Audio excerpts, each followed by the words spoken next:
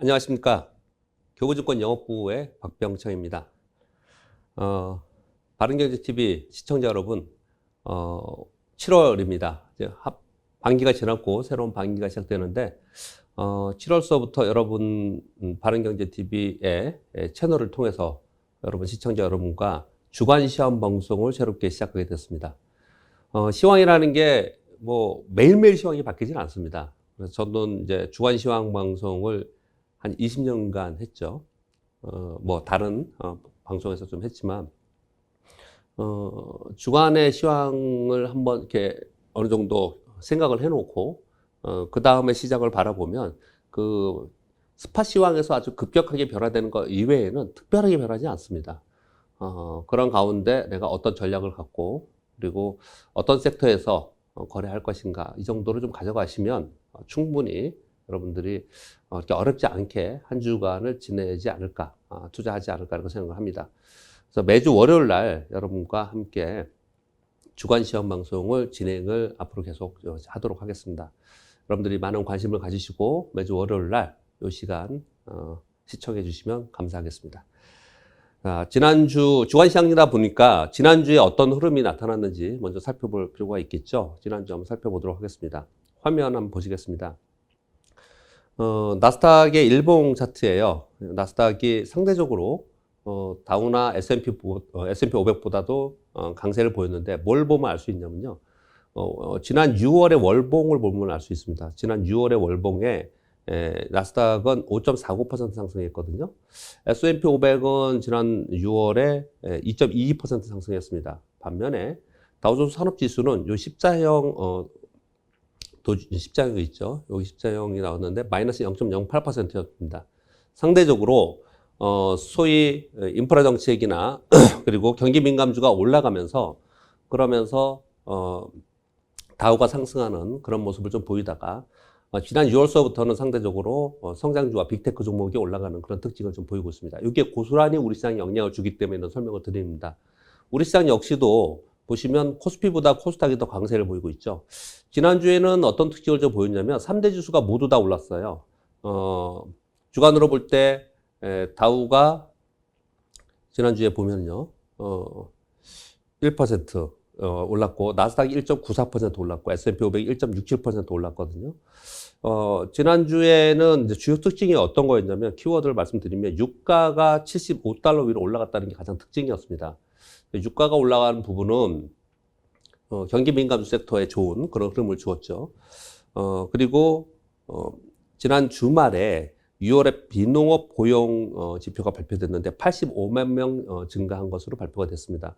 이것은 향후 경기에 대한 확신을 좀 더 갖는 그런 특징을 좀 보였습니다. 그렇기 때문에 경기 민감주가 상승을 하고 그렇다면 경기 관련주가 올라갈 때는 통상적으로 지난 수개월 동안 성장주는 하락하는 그런 특징을 좀 보였거든요.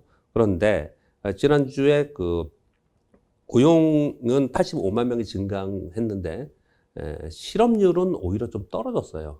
그래서 왜냐하면 취업을 하려고 하는 분모가 많아졌기 때문에 분자가 많아졌지만 고용자 수도 많아졌지만 분모가 많아짐으로써 실업률은 오히려 떨어지는 현상이 나타났어요. 그러면서 미국의 10년 만기 국채 수익률이 떨어지는 그런 현상이 나타났습니다.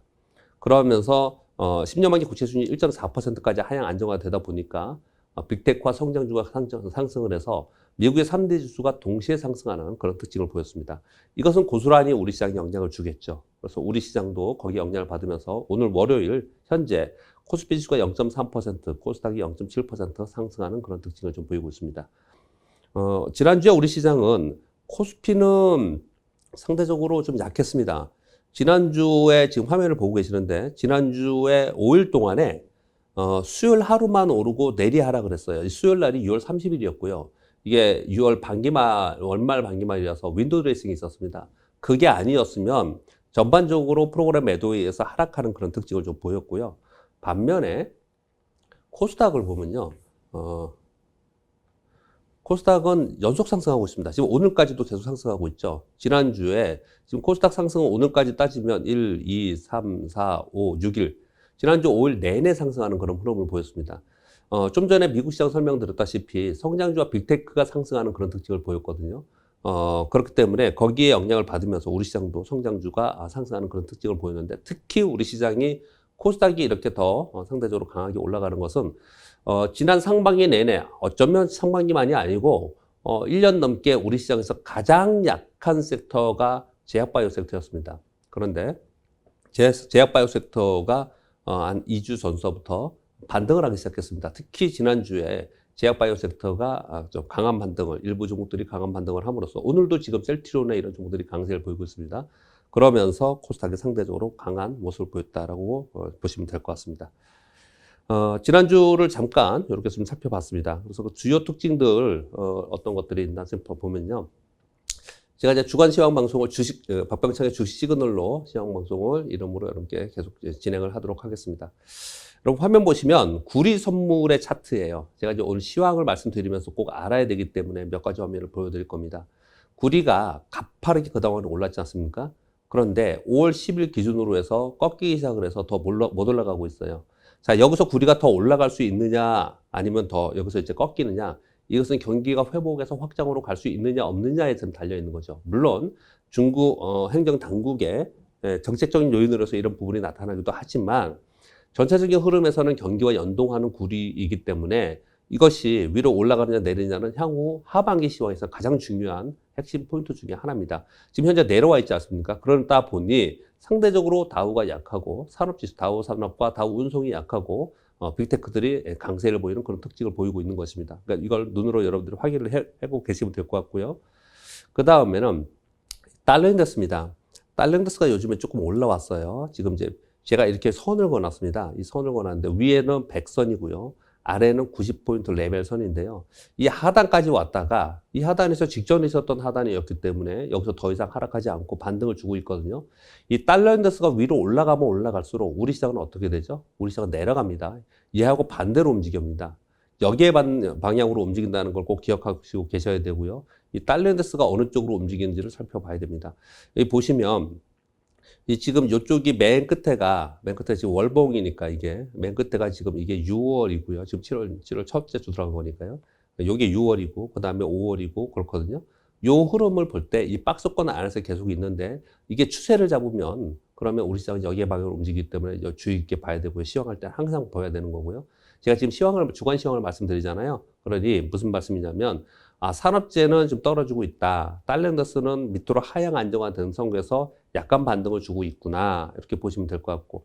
그러다 보니 한국의 달러 대비 원은 달러인덱스의 반대로 움직이니까 원은 올라가면 이건 약세죠. 약간 올라가는 그런 모습을 나타냈습니다. 달러인덱스가 저점으로부터 약간 올라가면서 약간 강세가 됐다는 거죠. 거기에 더불어서 달러 원은 상대적으로 약간 약세가 되는 그런 특징을 보였습니다. 그 다음 화면은 목재 선물인데요. 어마어마하죠, 차트가요. 이것 이제 지금 쭉 오늘 방송을 쭉 들으시면 이해가 될 겁니다.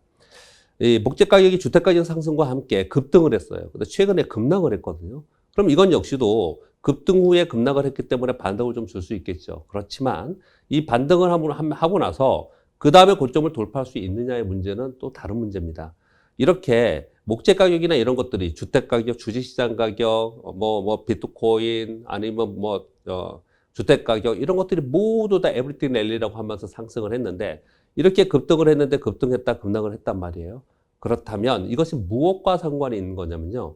향후에 하반기 시황을 바라볼 때 물가, 그리고 금리, 우리가 지금 물가가 오르면서 금리가 오를 것이다. 이것을 걱정을 하면서 만약에 그렇게 되면 우리 시장 걱정이 되지 않겠냐. 이런 얘기를 하는 거거든요.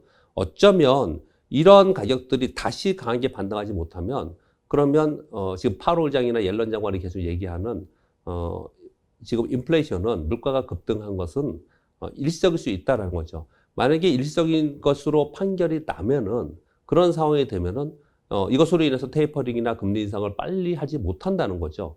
그렇다면 나중에 이제 시간을 우리가 주식시장에서 벌 수 있기 때문에 우리 주식시장의 지금의 강세는 좀 더 이어올 수 있다라는 시황으로 연결됩니다. 그래서 굉장히 중요하다고 볼 수 있겠습니다. 자, 우리나라 코스피 월봉 보면서 이제 오늘 시황과 이번 주 시황 말씀을 좀 드려보도록 하겠습니다. 이건 지금 현재 그대로 볼게요. 우리나라 코스피의 월봉을 좀 이렇게 볼 필요가 있는데요.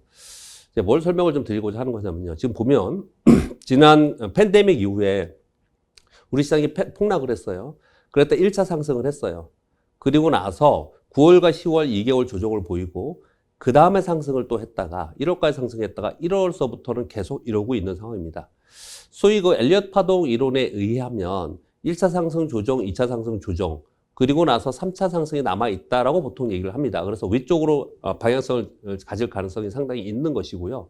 그리고 위쪽으로 올라갈 때에 기본적 밸류에이션으로 볼 때 이번 우리나라는 미국은 EQ가 피크이지만 우리나라는 EQ보다 3Q, 4Q를 바라보는 긍정적인 기대감이 상당히 많이 있기 때문에 실적을 바탕으로 더 올라갈 수 있다는 기대감을 가지고 있는 거거든요.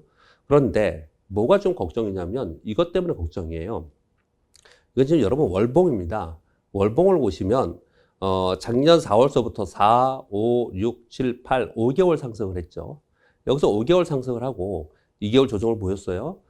그리고 나서 작년 11월부터 상승을 했는데 11, 12, 1, 2, 3, 4, 5, 6 이렇게 오른 거거든요.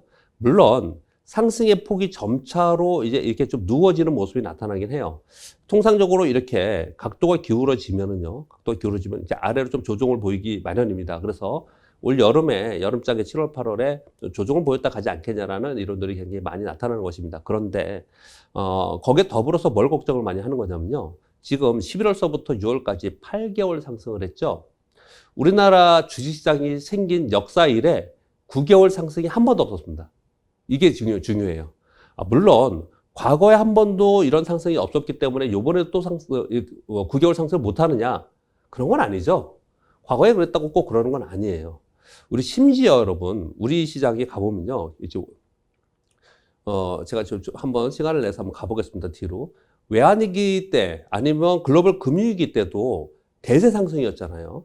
외환위기 때 한번 가볼까요? 1988년도에 1000포인트에서 277까지 빠졌어요.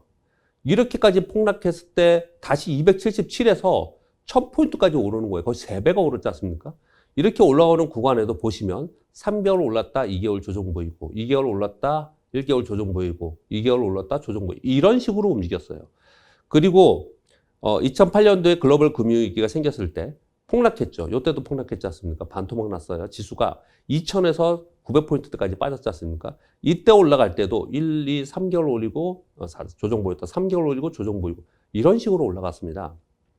가장 길게 월봉으로 올라갔을 때가 언제냐면 2017년도입니다.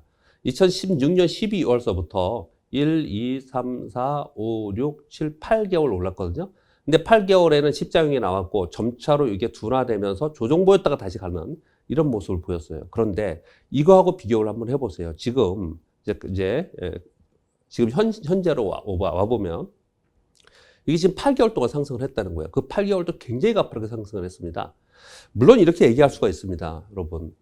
작년에 팬데믹이 있었고 코로나 팬데믹으로 인해서 어마어마한 자금을 시장에 유동성이 부여가 됐고 과거의 유동성 부여는 금융권 안에서 자본시장 안에서 움직였어요. 그러나 이번에는 그것이 가계와 기업에 직접적으로 돈을 줬기 때문에 그때하고 비교하면 안 된다. 지금 팬데믹에서 이제 가까스로 벗어났고 이제 경기가 회복해서 확장으로 되는 과정이기 때문에 여기서 더 많이 갈 수 있다라고 논리가 될 수도 있어요. 그러나 좀 전에 말씀드린 대로 과거에 그랬다고 지금 앞으로 계속 그럴 것이냐를 판단해 봤을 때 꼭 그렇다고 얘기를 할 수는 없어요.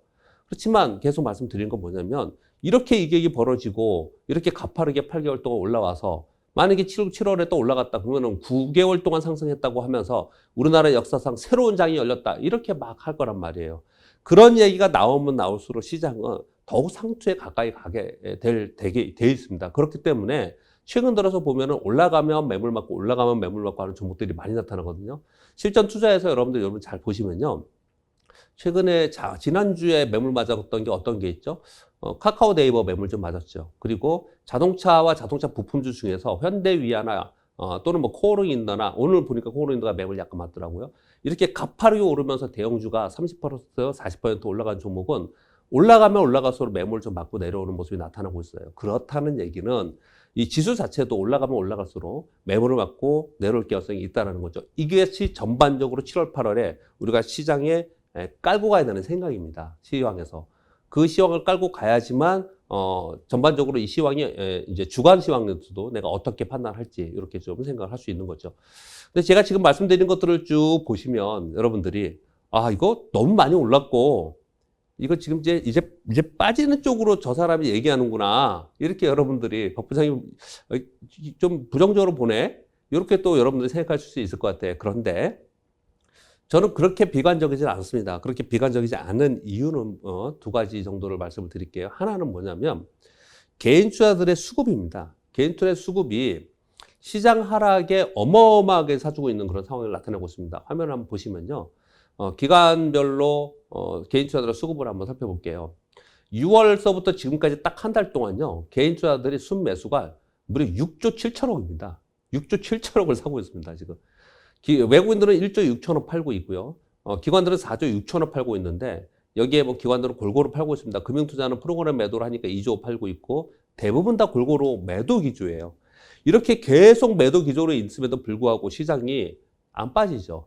그리고 찌삐찌삐 올라옵니다. 개인 투자들이 요즘에 어떻게 하고 있냐면 시장이 단기간에 좀 올라오면 거기다 넣고 팔아요. 종목들도 팔아요. 그런데 시장이 하락을 하면서 밑으로 빠질 것 같으면 저가 매수라고 하면서 들어오는 이런 현상이 나타나고 있거든요. 이러한 개인들의 매수 자금이 전체 시장에 들어오는 예탁금으로 지금 이걸 우리가 읽어낼 수 있지 않습니까? 근데 예탁금도, 예탁자산 역시도 계속해서 시장에 유입되는 현상이 나타나고 있습니다.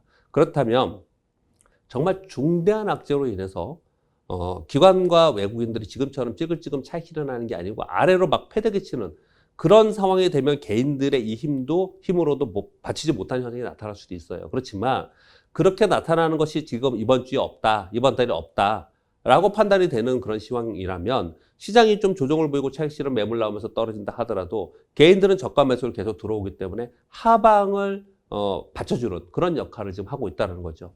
또 한 가지는 어떤 걸 좀 말씀드리고 싶냐면요. 우리 시가총액 상위 종목들 있잖아요. 시가총액 상위 종목에서 1위부터 10위까지를 보면요. 우리가 지금 1위가 삼성전자이고, 제가 지금 화면을 못 띄워서 약간 더듬었는데요. 화면을 미리 띄워놨으면 좋았을 텐데, 그리고 지금 2위가 SK 하이닉스고, 3위가 카카오고, 4위가 네이버잖아요. 3위, 4위인 카카오가 네이버가 저 밑에 있었지 않습니까? 10위. 또는 그 밑에 있었잖아요. 근데 그게 올라왔잖아요. 그럼 앞으로 어떻게 될 개연성이 상당히 있냐면요. 이제 카카오와 네이버가 계속 올라가면서 시가총액을 끌어올리냐 이런 부분이 아니고요. 그 아래에 있는 삼성전자, 우선주, 삼성 SDI, LG화학, 삼성 바이오로직스 뭐 이런 것들이 있잖아요. 현대차 얘네들이 네이버하고 카카오가 멈칫거리고 좀 조정을 보이면 얘들이 올라오고 또 얘들이 조정을 보였으니까 조정 보였다 그래서 매수 들어와서 또 얘들이 오르고 이럴 개연성이 상당히 있다는 거예요. 그러면서 시장을 올릴 개연성이 있다는 거예요. 어디가 그랬냐? 미국이 그랬다는 거죠. 미국이 지금 마이크로소프트하고 애플이 시가총액 1위 전쟁을 하고 있다고 합니다. 애플이 작년에 시가총액 2조 달러를 넘었어요. 지금 2조 3천억 달러입니다. 2조 3천억 달러면 지금 1,100원으로 따지면 시가총액이 얼마죠? 2,700조 되나요? 2,600조 정도 되나요? 2,600, 우리나라 시가총액 전체가 2,400조입니다. 코스피가. 이 한 종목이 우리나라 시가총액보다 높아요. 그런데 마이크로소프트가 이번에 2년 전에 1조 달러 돌파했다가 지난 6월에 2조 달러 돌파했습니다. 마이크로소프트가요. 그래서 지금 3천억 달러뿐이 차이가 안 나거든요. 그럼 2조 달러 넘은 상태에서 3천억 달러라는 얘기는 한 10% 조금 넘게 차이가 나는 거잖아요. 그래서 얘들이 어떻게 움직이냐면 애플이 올라갔다가 얘들이 쉬는 동안 얘가 올라가고 얘가 쉬는 동안 또 뭐 지난번에 보면 페이스북이 1조 달러 넘었다 그랬죠. 이런 식으로 얘가 또 올라오고 이러면서 아래 것들이 올라오고 또 얘는 멈췄던 게 다시 올라오고 이러면서 전체 시가총액이 올라가면서 전체 시가총액이 올라간다는 얘기는 지수가 올라간다는 얘기죠. 우리 시장이 정말 긍정적으로 본다면 그런 흐름으로 보는 게 가장 베스트예요.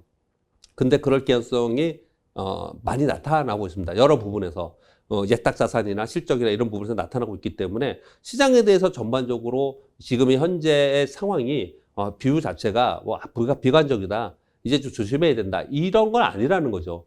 지난 6월에 우리나라 개인 투자자들이 코스피 지수 인버스를 그렇게 많이 샀다면서요. 뭐 매도 시그널도 없고 돈도 계속 들어오고 있는데 그냥 어쩌면 그냥 감이죠. 많이 올라왔으니까 그냥 매도해야겠다. 그러니까 빠지지 않겠냐 그래서 인버스를 자꾸 사는 거잖아요. 지금 시황은 그런 시황이 아니에요. 다만 제가 차트를 보여드리면서 지금 주간 시황을 말씀드리면서 이렇게 길게 설명드리는 이유는 이렇게 8개월까지 올라와 있는 상황이고 그리고 여기서 올라갔을 때 가파르게 여기서 올라가기 시작하면 사람들이 어떤 심리를 갖냐면 자, 이제 상투치겠구나. 이제 위험해지겠다는 생각이 훨씬 더 작용을 많이 할 거예요. 그렇기 때문에 오히려 여기서 조정을 보이고 가면은 자, 이제 3층 상승으로 간다. 이럴 가능성이 더 높아지는 거거든요. 그렇기 때문에 여기서 사람들은 아마도 특히 외국인과 기관들은 밸류에이션도 있고 여러 가지 측면에서 봤을 때 여기서 추격 매수하지는 않을 거란 말입니다. 그럼 개인 투자들은 막 추격 매수하느냐? 아니에요. 개인 투자들도 요즘에 추격 매수하지 않습니다. 빠져야 사거든요.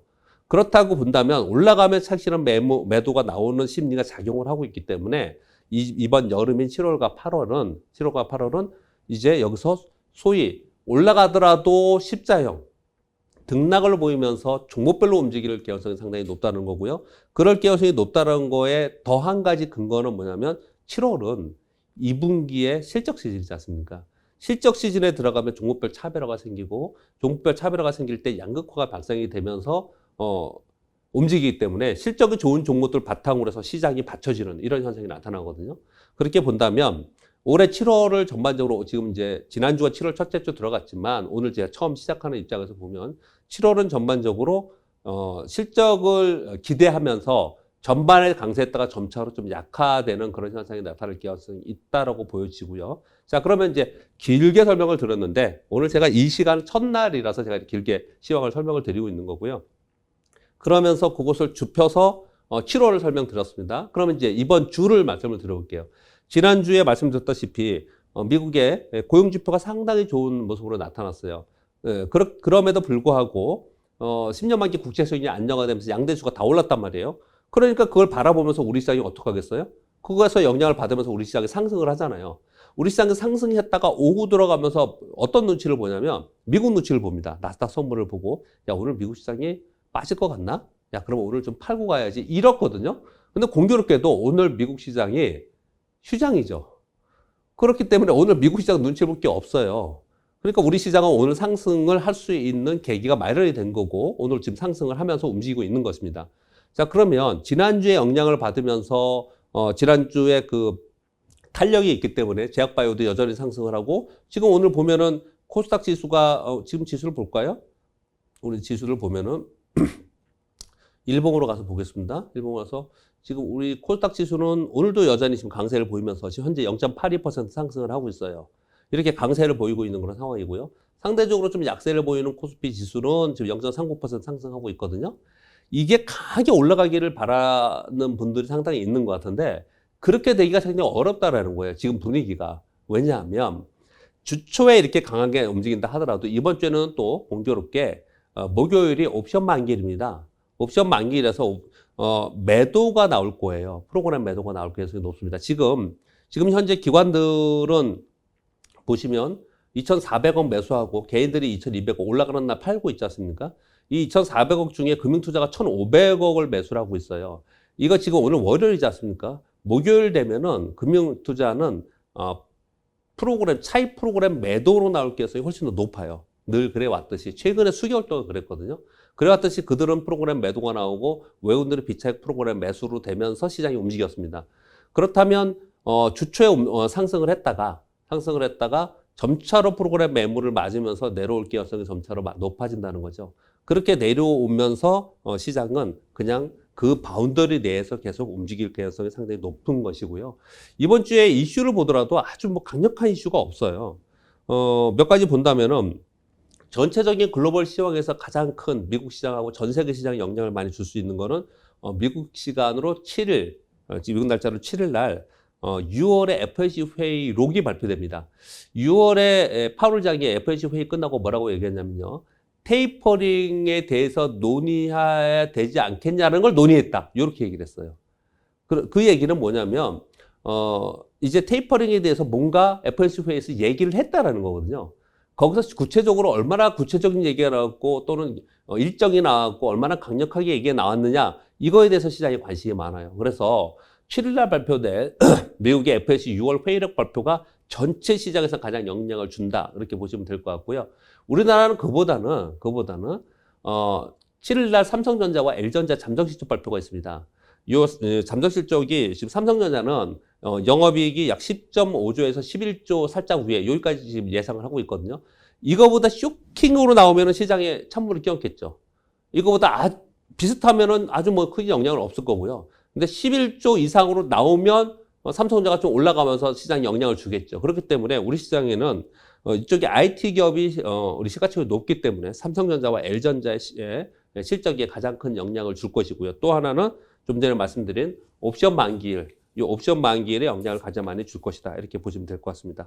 그러면 이번 주 시황, 제가 장기 시황은 마지막에 조금 더 한번 부연 설명을 좀 드릴 거고요. 주간 시황을 말씀드리고 있으니까 이번 주 시황을 보면은 별거 없죠. 사실 뭐 강력하게 시장을 위쪽으로 올리거나 내리거나 할 수 있는 뭐 그런 것들의 이벤트가 있는 것도 아니에요.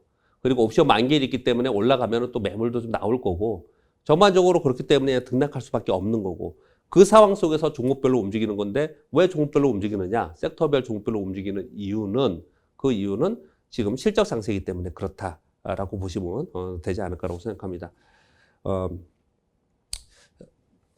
제가 지금 이번 주까지 해서 말씀을 드렸고요. 지난주에 얼마나 시장이 좀 답답했냐를 좀 말씀을 좀 드려보면요. 제가 지난주에 주간 강세 테마와 약세 테마를 이렇게 화면을 한번 보시면요. 지난주에 강세 테마를 보면 위에 있는 거 그냥 읽어볼게요. 이름만요. 엔터테인먼트, 그리고 mRNA, 저기 코로나 백신 관련주요. 화장품, 테마파크, 일자리 취업, 유전자 치료제, 건설에서 중형주, 코로나19 캐릭터, 제대열, 뭐 하다못해 마리화나, 면역항암제 이렇게 돼 있어요. 이게 강했던 테마였어요, 지난주에. 근데 약세 테마 한번 볼까요? 약세 테마를 보면요. 전선, 철강, 통신, 자동차 대표주, 은행, 정유, 반도체 대표주. 이거 뭐예요? 시장을 전체적으로 상승시키거나 하락시킬 수 있는 주요 산업 사이클에서 움직이는 산업들은 지난주에 다 약했다는 거예요. 그러니까 코스피가 지난주에는 하락을 한 겁니다. 반면에 강세인 거는 자 보시면 얘네들이 무슨 시장을 견인합니까? 얘네는 그냥 테마예요. 그냥 뉴스나 아니면 이슈에 따라서 움직이는 테마들만 움직이고 있다는 거예요. 지금 시장이 지금 딱 그런 시장이라는 겁니다. 전체 산업을 움직이면서 시장을 끌고 갈 수 있는 산업이 움직이면서 시장을 강하게 끌고 가지 않고 테마만 움직이고 있는 그런 시장이에요. 그렇게 움직이다가 이제 7월에 들어섰기 때문에 이제 실적 상세에 들어갔기 때문에 이제 실적 위주로 움직이는, 즉 실적 위주로 움직인다는 것은 같은 산업 안에서도 종목별로 따로 움직인다는 것을 우리가 좀 참고할 필요가 있다. 이렇게 말씀을 드리겠습니다. 몇 가지 또 말씀을 좀 드려볼게요. 이번 주 시황정만 말씀드렸고, 자, 이번 주 관심 섹터나 뭐 이런 것들 좀 보실 필요가 있을 것 같은데, 사실, 이렇게 봅니다.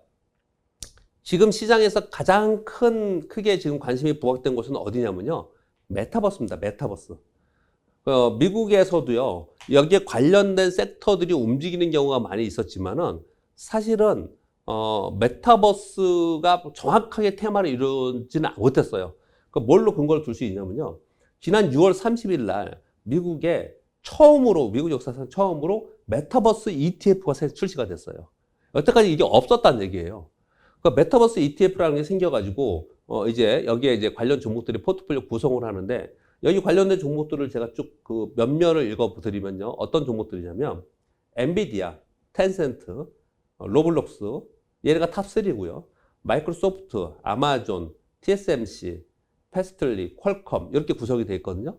얘네들이 어디에 들어가 있는 거냐면 AI 컴퓨팅, 클라우드, 가상 플랫폼, 데이터 처리, 하드웨어 이렇게 구성이 되어 있는 거예요. 근데 이걸 생각해보고 우리나라로 들어가서 우리나라의 메타버스 관련된 이게 지금 제가 번호가 얘기하면서 막 그래서 지금 정확히 했네요. 헤매면 안 되는데. 우리나라에서 메타버스 관련 거다. 그러면 이렇게 메타버스를 눌러보고 이렇게 나오거든요. 종목들이. 지금 오늘도 세요. 우리나라 지금 메타버스가 셉니다. 뭐, 지언테크, M게임, 콘세스, YJ, M게임스. 우리나라 메타버스라고 얘기하면 대부분 어떤 것들이 움직이냐면, 게임주가 움직여요. 게임주. 그리고 교육주. 게임주하고 교육주가 우리나라 메타버스에 들어가 있는 종목들이거든요. 그런데 제가 좀 안타까운 건 뭐냐면 이 중에 몇몇 뭐 CJ ENM이라든지 몇 개 빼놓고요. 이 몇몇을 보면은 매일 제일 많이 상승한 지온테크 1,500원이에요. 1,500원. 그 다음에 YJ MKS 2,400원, 뭐 지니미주 6,000원, 에이트원 2,000원. 얘들이 우리나라의 메타버스에 있는 종목들이 지금 외국은 확실하게 좀 전에 말씀드린 대로 마이크로소프트니 엔비디아니 로블록스니 이런 게 텐센트니 이렇게 정해져 있는데 얘네들이 우리나라 메타버스는 뭐랄까 정의되어 있지 않아요. 그래서 소프트웨어에 있는 것 중에서 얘가 게임하고 관련이 있어. 또는 얘 VR, AR에 좀 관련이 있어. 또는 뭐 교육주에 관련이 있어. 그래서 메타버스하고 엮일 거야 하면서 움직이는 게 되게 많아요. 그래서 굉장히 어려워요. 우리나라 메타버스의 테마를 거래가 굉장히 어렵습니다. 그런데 여튼 간에 지금 현재 가장 큰 이슈는 메타버스예요. 그리고 좀 있으면요. 지금 이번 달 안에 우리나라의 운용사에서도 메타버스 ETF를 두 개 출시한다고 합니다. 그러면 이게 계속 이슈가 될 거거든요. 그러니까 우린 여전히 여기서 봐야 되고 여기와 연관된 종목들이 움직일 수 있다는 부분들을 생각해 볼 필요가 있다. 이렇게 한 가지 말씀드리고요. 또 한 가지는 자동차와 자동차 부품에 관심을 좀 가질 필요가 있다고 생각합니다. 그렇게 보는 이유는요.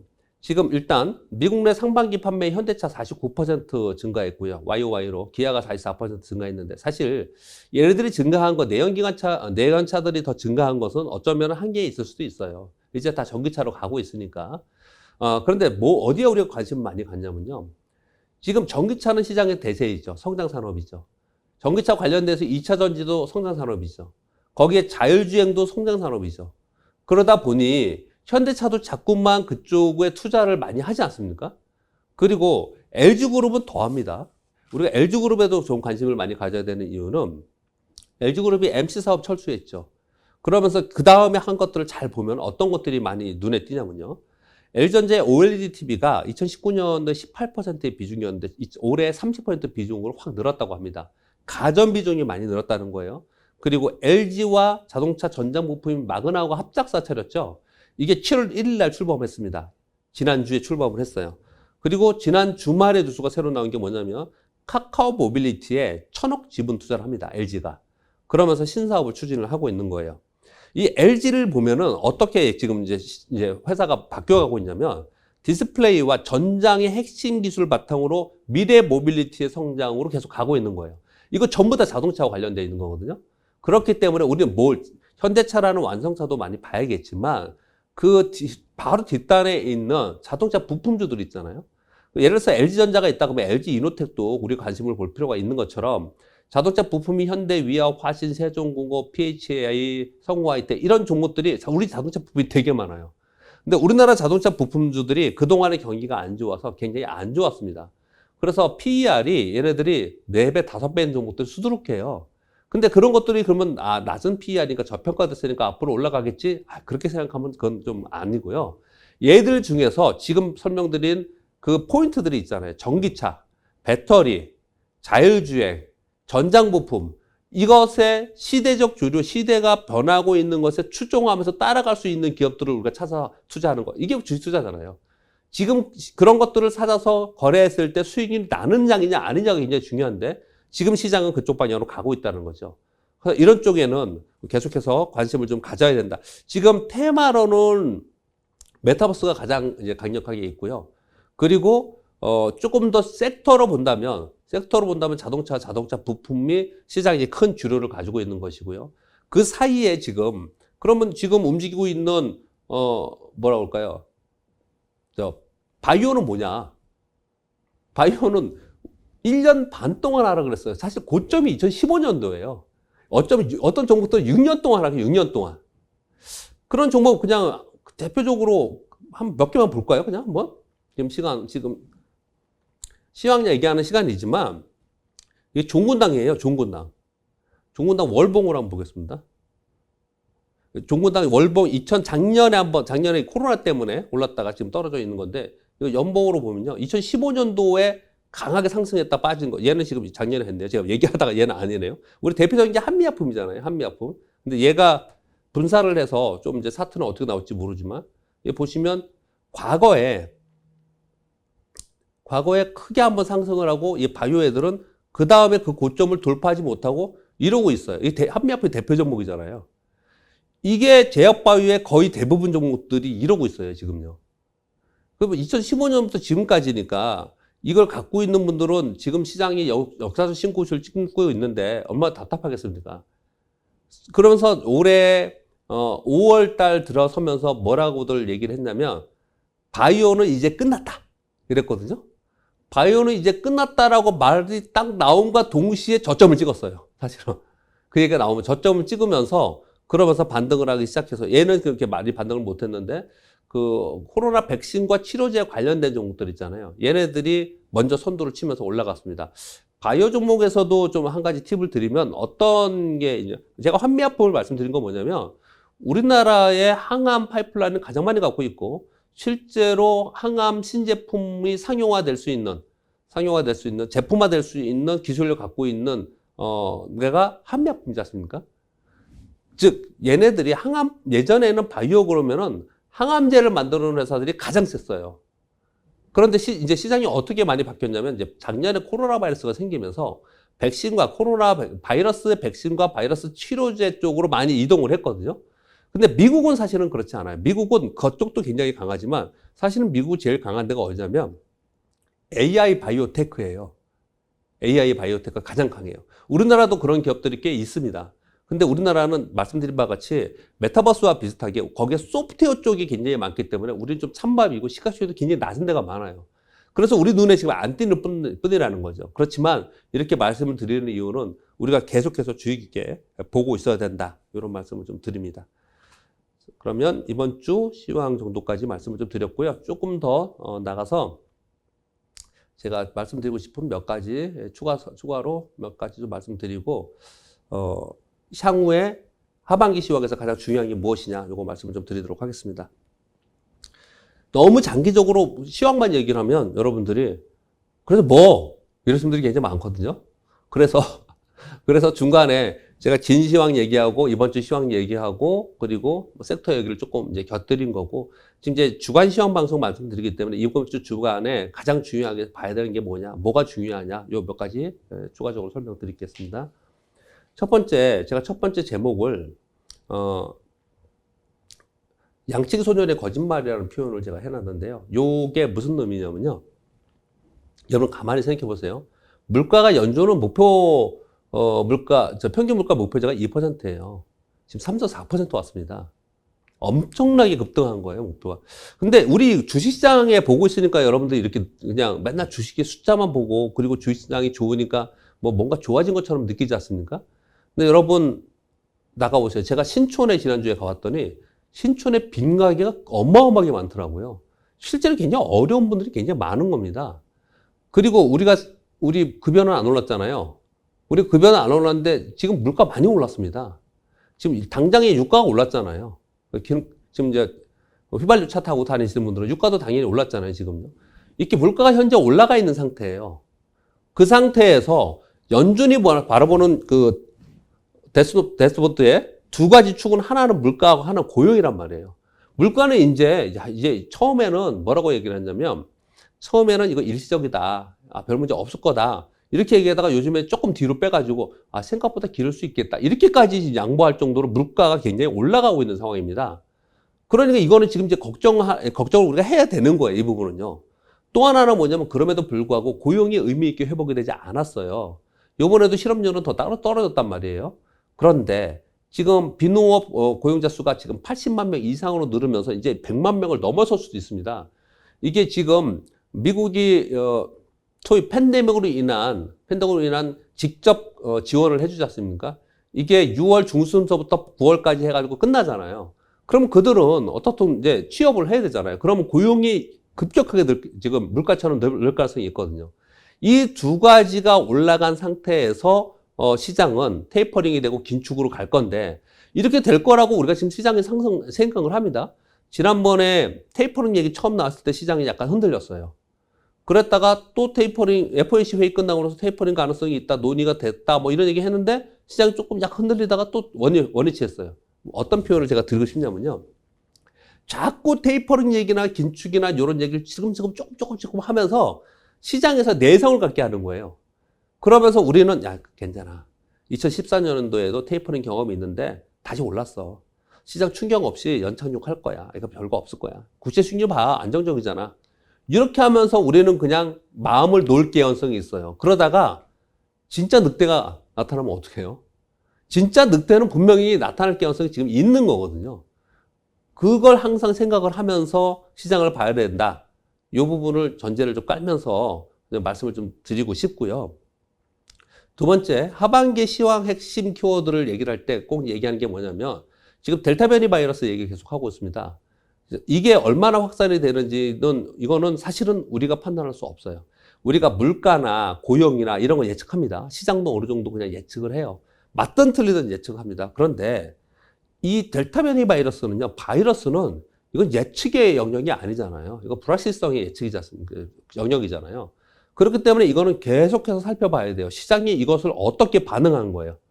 이게 얼마나 늘어나느냐가 중요한 것도 있지만 그보다 더 중요한 것은 시장이 어떻게 반응하는 거예요. 시장이 조금 델타 변이 바이러스로 해서 어떤 시그널이 딱 나오는데 시장이 굉장히 크게 반응하잖아요. 그러면 이거 일시적이지 이렇게 생각하시면 안 돼요. 이 부분은.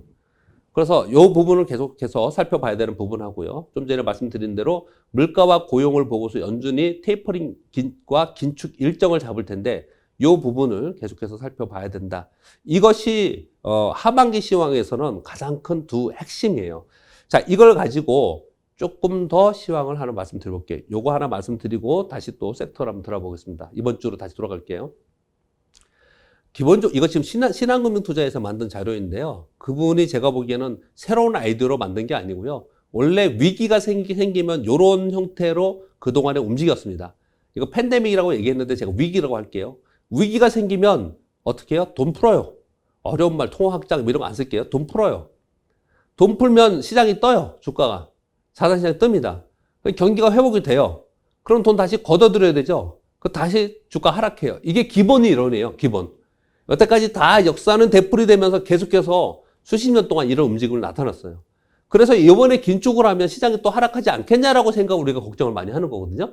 그런데 소위 우리나라의 애널리스트들 그리고 강세론자들은 어떻게 생각을 하고 있냐면 이렇게 생각 안 하고요. 이렇게 생각합니다. 위에 보시면요. 위기가 생겼어요. 돈 풀어요. 주가 올랐어요. 경기가 회복됩니다. 통화가 긴축되면 주가가 하락해야 되는데 그렇게 생각하지 않고 경기가 회복해서 바야흐로 확장으로 간다는 거예요. 바야흐로 경기가 회복해서 확장으로 가면서 소위 멀티플에서 걱정, 밸류에이션 걱정하는 이것보다 기업의 이익이 늘어나는 EPS 인크리스가 훨씬 더 강할 것이라는 거예요. 그러면서 시장이 오히려 더 상승할 거다. 이렇게 얘기를 하고 있는 거예요. 이렇게 얘기를 하고 있습니다. 그렇게 해서 경기가 주가가 더 상승하고 경기가 더 활발하게 확장이 돼서 호황기로 가면서 좋아지면 드디어 경기 과열이 되지 않습니까? 그리고 금융시장이 과열이 될 거 아니에요. 이건 가만히 있으면 안 되죠. 그때 비로소 통화 긴축이 돼서 그리고 나서 주가가 하락할 것이다. 이렇게 얘기하는 거거든요. 이게 우리가 지금부터 여러분 하반기 내내 내년 지금부터 1년 동안 이것만 딱 생각하시면 돼요. 이것만 생각하시면 되는데 뭐가 정답이냐? 여러분은 어떻게 생각하세요? 어떤 게 더 정답이냐? 저는 이번 흐름을 믿지는 않아요. 이번 흐름을 믿지는 않습니다. 근데 우리 주식 투자하는 사람이 입장에서 이번 흐름처럼 갔으면 좋겠다라는 기대를 해요. 기대감이 있습니다. 왜냐? 지금 역사상 유례 없는 돈을 풀어놨단 말이에요. 그리고 작년에 팬데믹이 생기고 나서 지금까지 그렇게 긴 시간이 지난 게 아니에요. 이제 팬데믹에서 겨우 벗어나서 이제부터는 바야흐로 경기 회복이 되고 확장이 되는 그 시기가 앞으로 1년 남았다면은 그게 1년만 남았다면은 결국은 2023년이든 24년이든 그때 이제 통화 긴축을 하는 그 순간까지는 시장은 계속 강할 것이다. 이 논리예요. 이 논리가. 제가 여러분께 질문 드리겠습니다. 여러분, 경기가 지금 팬데믹에서 벗어나서 회복의 징조를 보이고 있고 회복의 기대감이 있죠. 주식시장과 자산시장과 상품시장은 그것을 선반영하면서 미리 오른 거예요. 우리 체감의 경기가 그렇게 좋아진 게 아니에요. 이제 정말로 체감의 경기가 좋아지는 그런 단계로 갈 것으로 보시는 분은 어떻게 해야 되냐면요. 철강, 조선, 해운, 정유, 화학, 이 종목 있죠. 이 종목 그냥 보유해야 되고, 그리고 이 종목들이 빠지면 사야 됩니다. 이렇게 판단하시는 분은. 근데, 경기가 지금 팬데믹 때문에 돈 풀어서 이렇지. 이게 만약에 돈이 조금 회수가 된다든지 아니면 또 우리가 시각적으로 왜곡 현상이 나타나서 그렇지 경기가 그렇게 정말 화랑이 될 수 있을까? 확장이 될 수 있을까? 나는 그렇게 보지 않아. 라고 생각하시는 분들은 소위 시크릿커라고 얘기하는 경기 민감적으로 얘기하는 그 섹터에서는 올라가면 올라가서 팔아야 돼요. 그렇겠죠. 그러면서 다시 구조적 성장주로 들어가야 되는 그렇게 거래를 좀 해야 됩니다. 그래서 이것은 본인이 어떤 판단을 하느냐에 따라서 굉장히 매매 전략이 달라지고 내 포트폴리오가 달라지는 것이 굉장히 중요합니다. 이 부분을 꼭 짚어가면서 여러분들의 생각을 하셔야 되고요. 내가 이것을 어떻게 될지 잘 모르겠다라고 만약에 생각하시는 분이 있으시다면 이렇게 많은 분들이 뭐 증권 방송과 유튜브나 이런 데서 얘기를 하잖아요. 그 얘기를 들을 때 자기 이론들을 여러 가지를 얘기 많이 하지 않습니까? 근데 구체적인 것들을 우리는 알 필요가 없어요. 우리는 투자자이기 때문에요. 구체적으로 그 수치가 얼마고 그런 거 필요 없습니다. 우리는 이게 경기가 정말로 회복이 되고 회복에서 확장으로 갈 수 있는 분위기로 지금 만들어지고 있다라면 나는 거기에 맞춰서 투자를 하고 그렇지 않다라고 하면 나는 그걸 피해서 투자하고 이렇게 거래가 돼야 된다는 거죠. 이 부분이 우리 매매 전략에서 굉장히 중요합니다. 그래서 그 부분 좀 말씀드리고 다시 이번 주로 또 돌아가도록 하겠습니다. 제가 이것저것 얘기를 하고 있는데요. 지금 7월 제가 얘기를 했어요. 7월 얘기를 하면서 섹터에서는 지금 자동차 섹터 얘기하고 메타버스 얘기를 좀 했습니다. 지난번에 코스닥의 라이징 스타 발표를 했는데 35개사를 발표했는데요. 거기서 12개의 사는 새롭게 신규로 선정됐는데요. 신규로 선정되는 거거든요. 여기 몇몇을 보면요. 이오테크닉스, 파크시스템즈, 세트랙아이, 원익QNC, 코미코, TSE, 올릭스, 뷰웍스, 비추로셀, DNF, 에코마케팅, 텔레십스 이렇게 있거든요. 얘 종목들을, 이 기업들을 봤더니 괜찮아요. 성장 기업들입니다. 근데 주의점만 말씀을 좀 드릴게요. 주의점과 이런 것들이 나왔을 때 내가 어떻게 이것을 이용할 것인지 말씀을 드리면요. 이미 얘는 성장주들이 거의 대부분 성장주이기 때문에요. 미래의 이익을 끌어와서 주가가 이미 굉장히 많이 상승하는 기업들이 있어요. 이 중에 있습니다. 걔네들에 대해서는 지금 이제 라이징 스타라고 하니까 이제 라이징이니까 이제 뜨는 거잖아요. 그러면 여기서 사가지고 나 이제 가져가면 되겠지. 그건 조금 위험하니 주가의 위치가 어디에 있는지 판단하시는 게 첫 번째 중요할 것 같고요. 주가 자체가 아직 아래에 있거나 이제 추세적으로 상승하는 주식이다라고 한다면 기왕이면 여러분들이 종목을 발굴하기가 굉장히 어렵잖아요. 내가 지금 이거는 뭐냐면 이번 실적 시즌이니까 실적하고는 상관없이요. 얘들은 향후에 성장성이 계속 좋다라고 하는 것들을 꼽아놓은 거거든요. 이런 기업들을 내 관심에 넣어놓으세요. 그래 놓고 얘들의 등락을 보면서 추적하면서 이것 안에서 내가 거래를 하겠다. 전 나쁘지 않다고 생각합니다. 기본적으로 인정이 되어 있는 기업들이니까 성장성이 인정이 되는 기업들이니까 그렇게 거래하시는 게 어떤가 생각을 좀 해보겠습니다. 자, 그러면 지금 현재 어디까지 가 있나 차트 한번 보겠습니다. 코스피는 여전히 뭐 0.4 정도에서 별로 안 움직이고 있고요. 그리고 코스닥은 뭐 여전히 강세를 보이고 있는데 장중에 얘들의 이제 분봉을 보면요. 분봉을 보면 이게 지금 1번으로 되어 있는데 5분봉을 보면 이게 코스닥입니다. 아침에 상승을 해서 별 움직임이 없죠. 거래도 없지 않습니까? 이러면 얘가 안 밀려요. 언제 얘가 방향을 잡느냐? 오후에 잡습니다. 그래서 오후까지는 별 걱정 없이 종목 위주로 거래하시면 될 것 같고요. 그리고 코스피는 보시면 이 위아래로 윗꼬리가 막 달리면서 막 왔다 갔다 하고 있죠. 이 얘기 뭐냐면 오늘 위로 올라가면 매도 나오고 밑에서는 또 매수하고 이렇게 막 매도가 있다는 얘기예요. 아마도 이거 프로그램 거래가 오늘 지금 이렇게 거래를 하는 것 같습니다. 왜 자꾸 프로그램 얘기를 하냐면 이번 주에 옵션 만기일이 있기 때문에 오늘 계속 이런 일이 벌어지고 있거든요. 그러면 상대적으로 아까 그 코스닥은 이렇게 올라서 옆으로 이렇게 가고 있는 건데 얘는 이렇게 밑으로 이렇게 밀리고 있지 않습니까? 상당히 좀 약하다는 거죠. 이렇게 움직이면 우리는 어떻게 해야 돼요? 지금 코스닥에 있는 종목들, 코스피에 있는 종목을 내가 오늘 사려고 해요. 그러면 지금 사면 안 돼요. 기다리고 있다가 거래를 해야 되고 특히 주초에 이런 현상이 나타났다가 옵션 만기일 때 프로그램 매도가 계속 느는 현상이 나타난다.